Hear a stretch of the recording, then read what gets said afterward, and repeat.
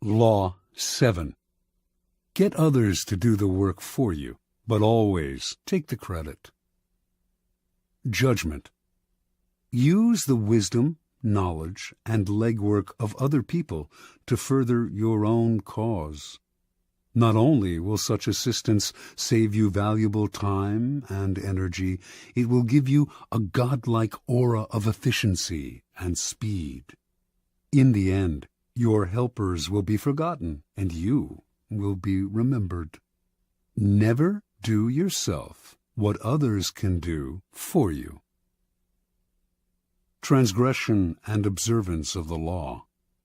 In 1883, a young Serbian scientist named Nikola Tesla was working for the European division of the Continental Edison Company. He was a brilliant inventor, and Charles Batchelor, a plant manager and a personal friend of Thomas Edison, persuaded him he should seek his fortune in America, giving him a letter of introduction to Edison himself. So began a life of woe and tribulation that lasted until Tesla's death.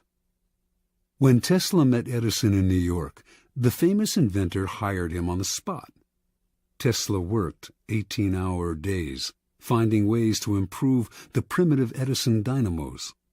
Finally, he offered to redesign them completely. To Edison, this seemed a monumental task that could last years without paying off. But he told Tesla, "There's $50,000 in it for you, if you can do it."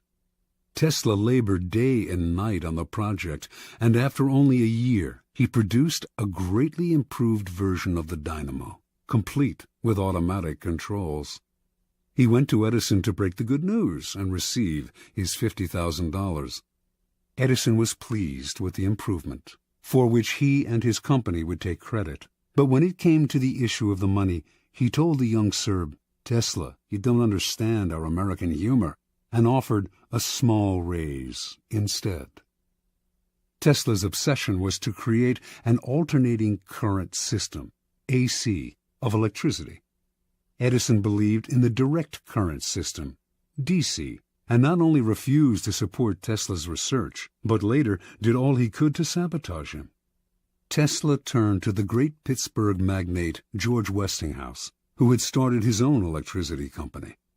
Westinghouse completely funded Tesla's research and offered him a generous royalty agreement on future profits. The AC system Tesla developed is still the standard today. But after patents were filed in his name, other scientists came forward to take credit for the invention, claiming that they had laid the groundwork for him. His name was lost in the shuffle, and the public came to associate the invention with Westinghouse himself. A year later, Westinghouse was caught in a takeover bid from J. Pierpont Morgan, who made him rescind the generous royalty contract he had signed with Tesla.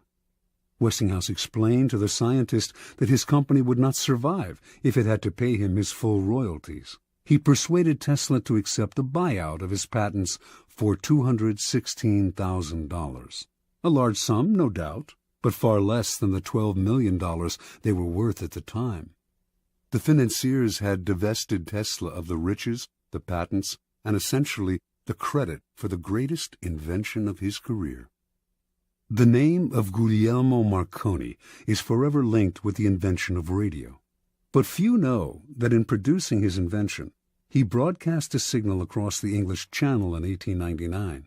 Marconi made use of a patent Tesla had filed in 1897, and that his work depended on Tesla's research. Once again, Tesla received no money and no credit. Tesla invented an induction motor as well as the AC power system, and he is the real father of radio. Yet none of these discoveries bear his name. As an old man, he lived in poverty. In 1917, during his later impoverished years, Tesla was told he was to receive the Edison Medal of the American Institute of Electrical Engineers. He turned the medal down. "You propose," he said, "to honor me with a medal which I could pin upon my coat and strut for a vain hour before the members of your institute. You would decorate my body and continue to let starve for failure to supply recognition my mind and its creative products, which have supplied the foundation upon which the major portion of your institute exists. Interpretation. Many harbor the illusion that science, dealing with facts as it does, is beyond the petty rivalries that trouble the rest of the world. Nikola Tesla was one of those. He believed science had nothing to do with politics and claimed not to care for fame and riches. As he grew older, though, this ruined his scientific work. Not associated with any particular discovery, he could attract no investors to his many ideas. While he pondered great inventions for the future, others stole the patents he had already developed and got the glory for themselves. He wanted to do everything on his own, but merely exhausted and impoverished himself in the process. Edison was Tesla's polar opposite. He wasn't actually much of a scientific thinker or inventor. He once said that he had no need to be a mathematician because he could always hire one. That was Edison's main method. He was really a businessman and publicist, spotting the trends and the opportunities that were out there, then hiring the best in the field to do the work for him. If he had to, he would steal from his competitors. Yet his name is much better known than Tesla's, and is associated with more inventions. The lesson is twofold. First, the credit for an invention or creation is as important, if not more important, than the invention itself. You must secure the credit for yourself and keep others from stealing it away or from piggybacking on your hard work. To accomplish this, you must always be vigilant and ruthless, keeping your creation quiet until you can be sure there are no vultures circling overhead. Second, learn to take advantage of other people's work to further your own cause. Time is precious and life is short. If you try to do it all on your own, you run yourself ragged, waste energy, and burn yourself out.